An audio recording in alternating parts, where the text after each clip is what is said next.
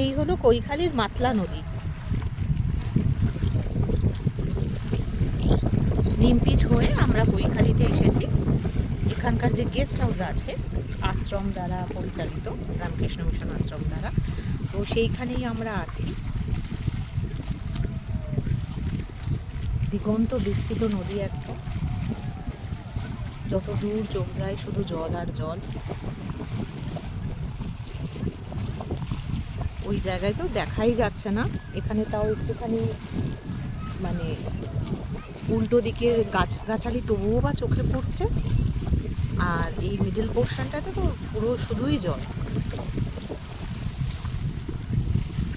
সুন্দর হাওয়া দিচ্ছে, অসাধারণ লাগছে।